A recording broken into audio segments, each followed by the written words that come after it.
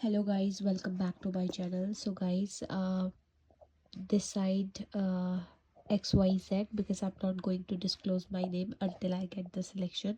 So for till we get the selection, let's study together. So today आज हम basics बात करेंगे कि बैंक एग्जाम में बेसिक्स क्या आते हैं and first we will discuss today about quant only.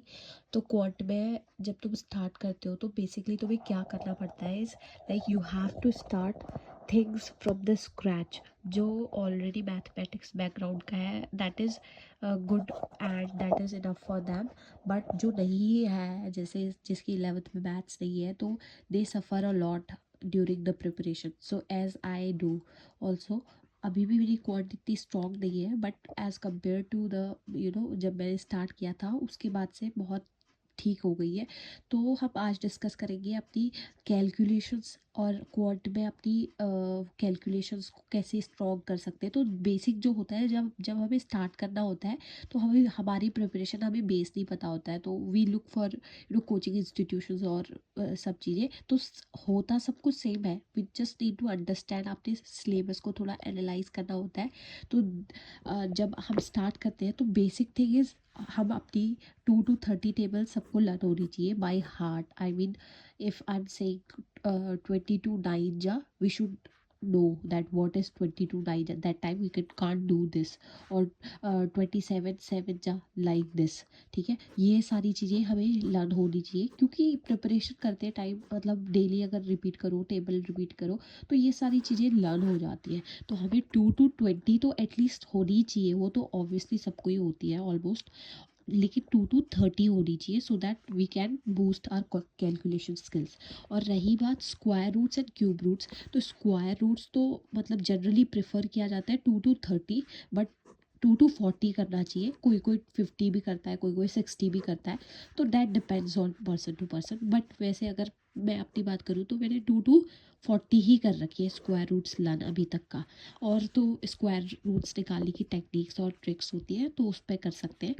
रही बात क्यूब रूट्स की, क्यूब रूट तो 2 to 20 सबको लर्न होनी ही चाहिए. इससे आगे तुम करना चाहते हो that is up to you, that is like तुम्हारी चॉइस है, but this is compulsory.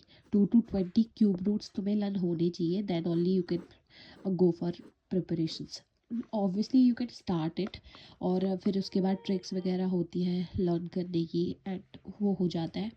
Then we have percentage to fraction value. ठीक है, सो गाइस परसेंटेज वैल्यू को फ्रैक्शन में कन्वर्ट करना is very important.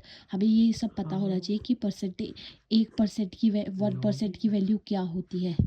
1/100. This is 1/, अगर मैं 5% की बोलूँ तो कैसे निकालते हैं 5/100.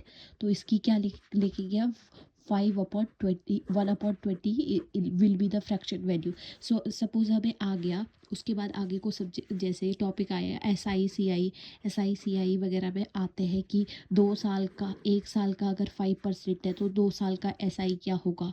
तो इस टाइप के क्वेश्चंस आते हैं. और हमें पूछ दिया अगर 9 सपोज एक फ्रैक्शन वैल्यू दे रखी है 9 होल 1/11. तो ये किसकी है, ये 1/11 की फ्रैक्शन वैल्यू है.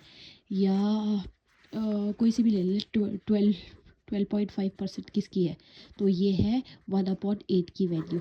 तो ये सारी चीज़ें हमें fraction percentage to fraction convert करना आना चाहिए बेसिक से.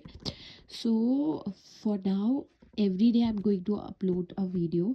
थोड़ा थोड़ा थोड़ा थोड़ा मैं जो डेली का करूँगी, जो सब्जेक्ट पढ़ूँगी, सपोज़ क्वांट में अगर मैं किसी दिन लगाऊंगी क्वेश्चंस SI के, तो SI डिस्कस कर लेंगे. किसी दिन CI तो किसी दिन CI, किसी दिन परसेंटेज तो किसी दिन परसेंटेज. ऐसे ही सारे सारे टॉपिक्स को हम डेली डेली थोड़ा थोड़ा कवर करेंगे सो दैट मेरा भी वो होता है थोड़ा प्रिपरेशन. ऑब्वियसली चल ही रही है अभी, तो इट्स जस्ट गोइंग. तो क्वाड को लेके चलेंगे और फिर सारे सब्जेक्ट का धीरे धीरे ऐसे ही करके बताती रहूँगी. तो guys follow my channel to know more updates about all these things and exam वगैरह की अपडेट भी देती रहूँगी. तो इस चैनल को फॉलो कर लीजिए. बाय.